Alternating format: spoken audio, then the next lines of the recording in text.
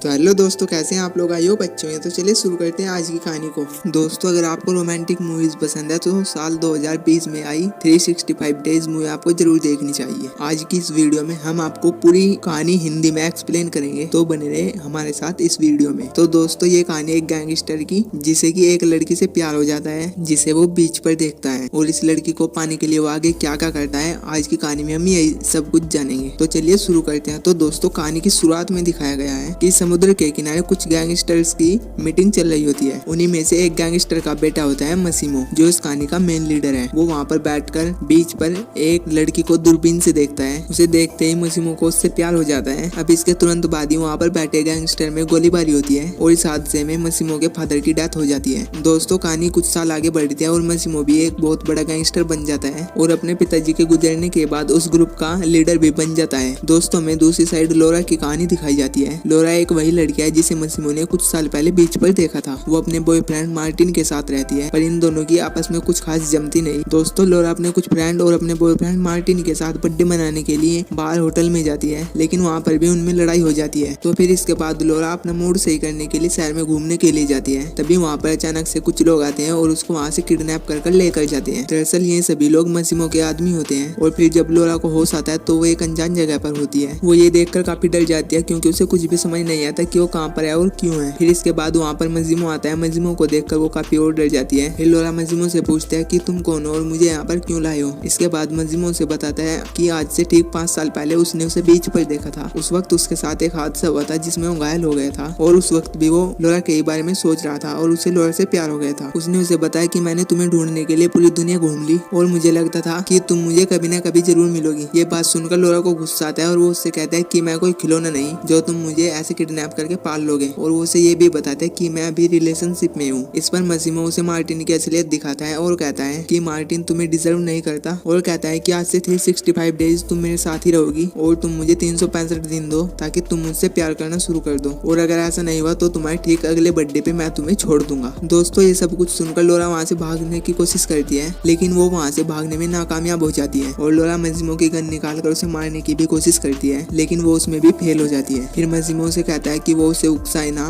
वरना मसीमो से अपना असली चेहरा दिखा देगा। इसके बाद मसीमो वहाँ से चला जाता है। फिर अगले दिन लोरा मौका मिलते ही अगले दिन फिर से भागने की कोशिश करती है, लेकिन इस बार भी पकड़ी जाती है और उसी टाइम उसे पता चलता है कि मसीमो कितना बड़ा गैंगस्टर है। दोस्तों, फिर लोरा अपना गेम स्टार्ट करती है और वो मसीमो को सीड्यूस करती है, और जैसे ही मसीमो उसके पास आता है तो वो मसीमो को अपने से दूर कर देती है। और वो ऐसा अक्सर करती है जिससे मसीमो को बहुत ज्यादा गुस्सा आता है और वो उसे वार्निंग देता है कि वो ऐसा ना करे। फिर एक दिन मसीमो लोरा को लेकर एक बार पार्टी में जाता है। मसीमो कुछ गैंगस्टर के साथ मीटिंग कर रहा होता है। यहाँ पर लोरा फिर से उसे सीड्यूस करने की कोशिश करती है और उसके साथ बैठे एक गैंगस्टर के साथ क्लोज होने की कोशिश करती है। ये सब कुछ देखकर मसीमो को बहुत ज्यादा गुस्सा आता है, लेकिन वो कुछ भी नहीं कहता। इसके बाद जब वो गैंगस्टर लोरा के साथ जबरदस्ती करने की कोशिश करता है तो वो गन लेकर लोरा को उस गैंगस्टर से दूर कर देता है और लोरा को लेकर वहाँ से चला जाता है। और धीरे धीरे लोरा के मन में भी मसीमो के लिए नफरत खत्म होना शुरू हो जाती है और वो मन ही मन उसे पसंद करना शुरू कर देती है। फिर अगले दिन जब लोरा सोकर उठती है तो वो अपने आप को एक बोट पर पाती है। उस बोट पर मसीमो और मारियो दोनों बैठे हुए होते हैं। मारियो मसीमो से कहता है कि तुमने रात जिस गैंगस्टर पर गोली तानी थी वो एक बहुत ही बड़ा गैंगस्टर था और इसी वजह से अब दोनों ग्रुप में लड़ाई हो सकती है,